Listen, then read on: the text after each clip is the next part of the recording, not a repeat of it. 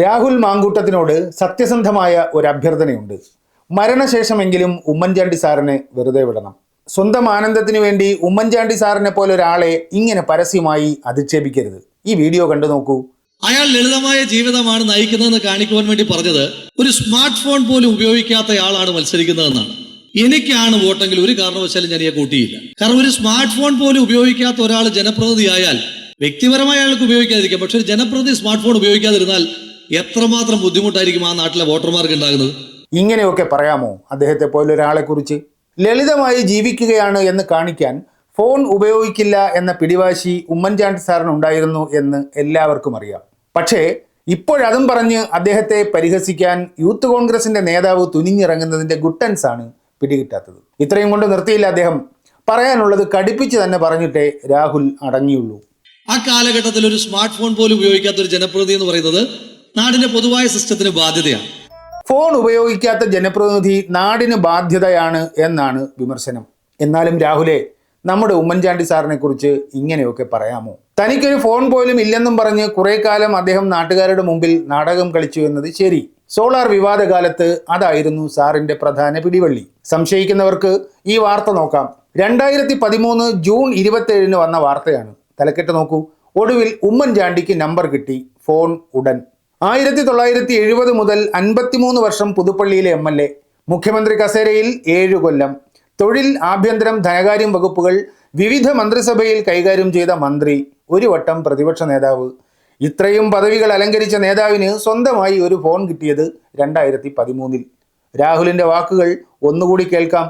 ജനപ്രതിനിധി smart phone ഉപയോഗിക്കാതിരുന്നാൽ എത്രമാത്രം ബുദ്ധിമുട്ടായിരിക്കും ആ നാട്ടിലെ വോട്ടർമാർക്ക് ഉണ്ടാകുന്നത്. 2013 വരെ ഫോൺ ഉപയോഗിക്കാതിരുന്ന ഉമ്മൻചാണ്ടി സാറിനെ കൊണ്ട് പുതുപ്പള്ളിക്കാർ എന്തുമാത്രം ബുദ്ധിമുട്ട് അനുഭവിച്ചു കാണും എന്നാണ് യൂത്ത് കോൺഗ്രസ് നേതാവ് പരസ്യമായി സന്ദേഹിക്കുന്നത്. അത് ശരിയാണോ രാഹുലെ? നേരത്തെ പറഞ്ഞ വാർത്തയിലെ ഒരു വാചകം ഇങ്ങനെയാണ്: സ്വന്തമായി മൊബൈൽ വാങ്ങില്ലെന്ന പിടിവാശി ഉമ്മൻചാണ്ടി ഉപേക്ഷിച്ചതിൽ കുടുംബാംഗങ്ങൾക്കും സന്തോഷം. ഹാൻഡ്സെറ്റ് വാങ്ങിത്തരാമെന്ന് മകൾ ഓഫർ ചെയ്ത് കഴിഞ്ഞു.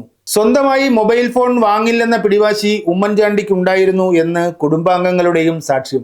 53 കൊല്ലം MLAയും 3 ടേമിൽ മന്ത്രിയും 7 കൊല്ലം മുഖ്യമന്ത്രിയും ഒരു തവണ പ്രതിപക്ഷ നേതാവുമായിരുന്ന കോൺഗ്രസ് നേതാവിന് ഒരു ഹാൻഡ്സെറ്റ് സ്വന്തമാക്കാൻ മകളെ ആശ്രയിക്കേണ്ടി വന്നു എന്നാണ് വാർത്ത.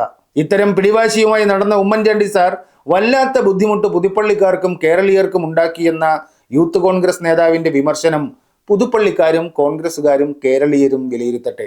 പക്ഷേ ഒരു ലളിത ജീവിതം തരപ്പെടുത്താൻ ഇവർ അനുഭവിക്കുന്ന ബുദ്ധിമുട്ടുകളെ കുറിച്ച് ചിന്തിച്ചാൽ ആരുടെയും കണ്ണു നിറഞ്ഞു പോകും. അപ്പോഴാണ് ഇത്തരക്കാർ നാടിന് ബാധ്യതയാണെന്ന തിയറിയുമായി രാഹുൽ മാങ്കൂട്ടത്തെ പോലെ iPhone 16 Pro Max ടൈറ്റാനിയവും വില കൂടിയ വാച്ചും വസ്ത്രവും കാറുകളുമൊക്കെ പുല്ലുപോലെ ഉപയോഗിക്കുന്ന നേതാക്കൾ മൈക്കുമെടുത്ത് ഇറങ്ങുന്നത്. അല്ലെങ്കിലും ചങ്കെടുത്ത് കാണിച്ചാലും ചെമ്പരത്തിപ്പൂവാണെന്ന് പറയുന്നവരാണ് നാട്ടുകാർ. സ്വന്തം പാർട്ടിക്കാർ തന്നെ അത് പറഞ്ഞു തുടങ്ങിയാലോ? ലളിത ജീവിതം നയിക്കുന്ന കോൺഗ്രസുകാരുടെ ബുദ്ധിമുട്ടിന് അർഹിക്കുന്ന ആദരവ് നൽകാൻ സമൂഹം ഒരിക്കലും തയ്യാറായിട്ടില്ല എന്ന് മാത്രമല്ല, തികഞ്ഞ പുച്ഛത്തോടെയാണ് അത്തരം ബദ്ധപ്പാടുകളെ നാട്ടുകാർ കണ്ടിരുന്നതും.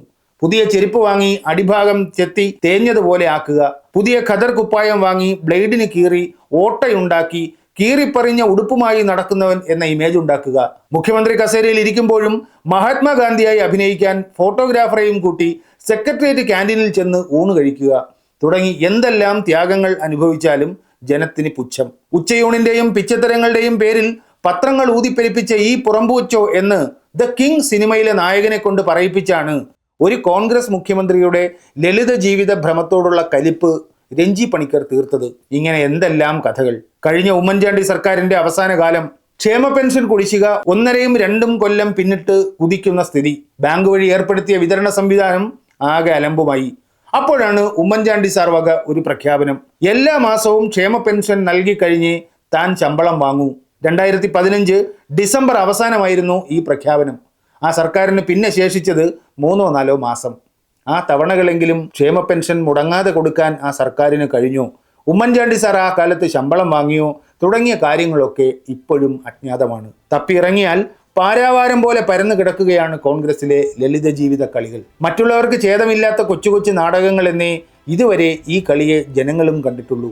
പക്ഷേ മൊബൈൽ ഫോൺ ഉപയോഗിക്കില്ലെന്ന പിടിവാശിയുമായി നടന്ന ഉമ്മൻചാണ്ടി നാട്ടുകാർക്ക് മൊത്തം ബാധ്യതയായിരുന്നു എന്ന് രാഹുൽ മാങ്കൂട്ടമൊക്കെ പരസ്യമായി അധിക്ഷേപിച്ചു തുടങ്ങുന്നത് എന്തിന്റെ സൂചനയാണോ ആവോ. ഒരു സ്മാർട്ട് ഫോൺ പോലും ഉപയോഗിക്കാത്ത ഒരു ജനപ്രതിനിധി എന്ന് പറയുന്നത് നാടിന്റെ പൊതുവായ സിസ്റ്റത്തിന് ബാധ്യതയാണ്. അല്ലെങ്കിലും കോൺഗ്രസിലെ ധീരനായ യുവ നേതാവാണ് രാഹുൽ മാങ്കൂട്ടത്തിൽ. കെ മുരളീധരന്റെ അമ്മയ്ക്ക് പറയാനും ഉമ്മൻചാണ്ടി നാടിന് ബാധ്യതയായിരുന്നു എന്ന് ധ്വനിപ്പിക്കാനും ചങ്കൂറ്റമുള്ള നേതാവായാൽ ഇങ്ങനെ വേണം. ഇതുപോലെ അദ്ദേഹം അതിവേഗം ബഹുദൂരം മുന്നേറട്ടെ. എല്ലാ ഭാഗവും.